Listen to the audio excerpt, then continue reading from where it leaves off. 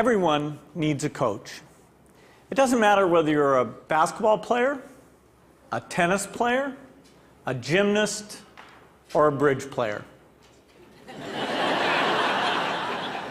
My bridge coach, Sharon Osberg, says there are more pictures of the back of her head than anyone else's in the world. Sorry, Sharon. Here you go. We all need people who will give us feedback. That's how we improve. Unfortunately, there's one group of people who get almost no systematic feedback to help them do their jobs better.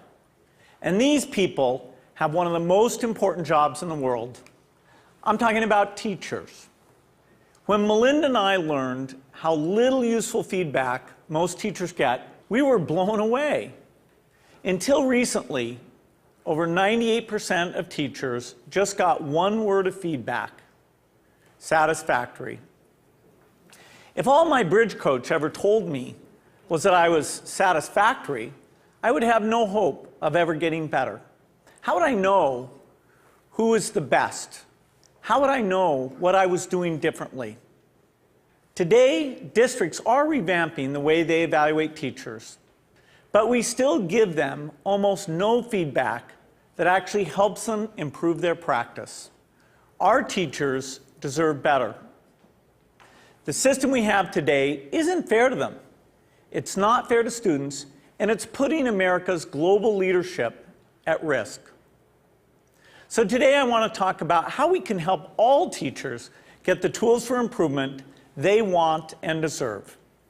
Let's start by asking, who's doing well?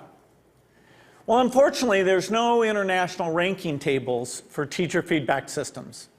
So I looked at the countries whose students perform well academically and looked at what they're doing to help their teachers improve. Consider the rankings for reading proficiency. The US isn't number one. We're not even in the top 10. We're tied for 15th with Iceland and Poland. Now, out of all the places that do better than the US in reading, how many of them have a formal system for helping teachers improve? 11 out of 14. The US is tied for 15th in reading, but we're 23rd in science and 31st in math. So there's really only one area where we're near the top, and that's in failing to give our teachers the help they need to develop their skills. Let's look at the best academic performer, the province of Shanghai, China. Now, they rank #1 across the board in reading, math, and science. And one of the keys to Shanghai's incredible success is the way they help teachers keep improving. They make sure that younger teachers get a chance to watch master teachers at work. They have weekly study groups where teachers get together and talk about what's working. They even require each teacher to observe and give feedback to their colleagues. You might ask, why is a system like this so important? It's because there's so much variation in the teaching profession. Some teachers are far more effective than others.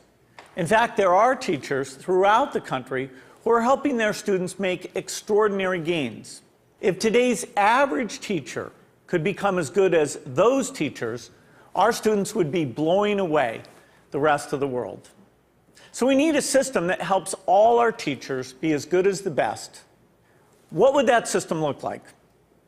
Well, to find out, our foundation has been working with 3,000 teachers in districts across the country on a project called Measures of Effective Teaching. We had observers watch videos of teachers in the classroom and rate how they did on a range of practices. For example, did they ask their students challenging questions? Did they find multiple ways to explain an idea? We also had students fill out surveys with questions like, does your teacher know when the class understands a lesson? Do you learn to correct your mistakes? And what we found is very exciting. First, the teachers who did well on these observations had far better student outcomes. So it tells us we're asking the right questions. And second, teachers in the program told us that these videos And these surveys from the students were very helpful diagnostic tools because they pointed to specific places where they can improve. I'm going to show you what this video component of MET looks like in action. Good morning, everybody. Let's talk about what's going on today. To get started, we're doing a peer review day, okay, a peer review day. And our goal by the end of class is for you to be able to determine whether or not you have moves to prove in your essays. My name is Sarah Brown-Westling. I am a high school English teacher at Johnston High School in Johnston, Iowa. Turn to somebody next to you. Tell them what you think I mean when I talk about moves to prove. I think that there is a difference for teachers between the abstract of how we see our practice and then the concrete reality of it. Okay, so I would like you to please bring up your papers. I think what video offers for us is a certain degree of reality. You can't really dispute what you see on the video.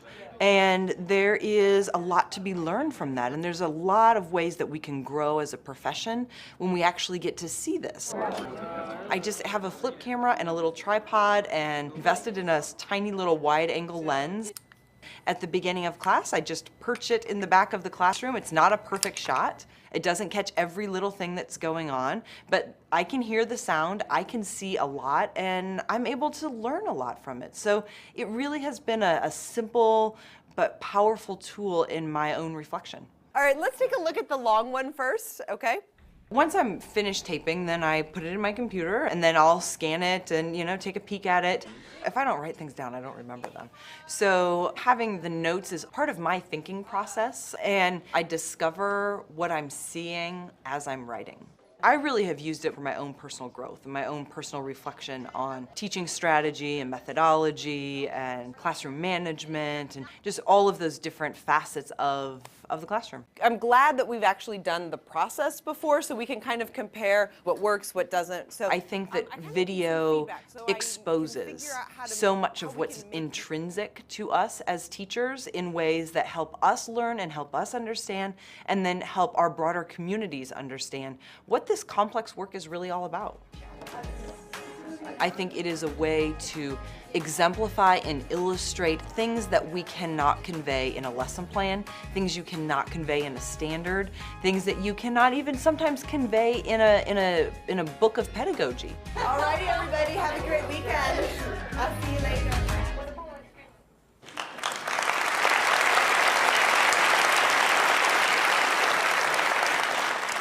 One day, we'd like every classroom in America to look something like that. But we still have more work to do. Diagnosing areas where a teacher needs to improve is only half the battle.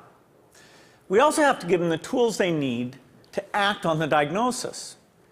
If you learn that you need to improve the way you teach fractions, you should be able to watch a video of the best person in the world teaching fractions. So building this complete teacher feedback and improvement system won't be easy. For example, I know some teachers aren't immediately comfortable with the idea of a camera in the classroom. That's understandable.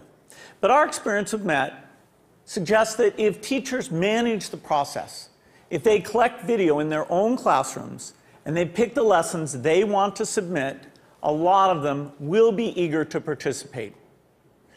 Building this system will also require a considerable investment. Our foundation estimates that it could cost up to $5 billion. Now that's a big number, but to put it in perspective, it's less than 2% of what we spend every year on teachers' salaries. The impact for teachers would be phenomenal. We would finally have a way to give them feedback, as well as the means to act on it. But this system would have an even more important benefit for our country. It would put us on a path to making sure all our students get a great education, find a career that's fulfilling and rewarding, and have a chance to live out their dreams. This wouldn't just make us a more successful country. It would also make us a more fair and just one, too. I'm excited about the opportunity to give all our teachers the support they want and deserve. I hope you are too. Thank you.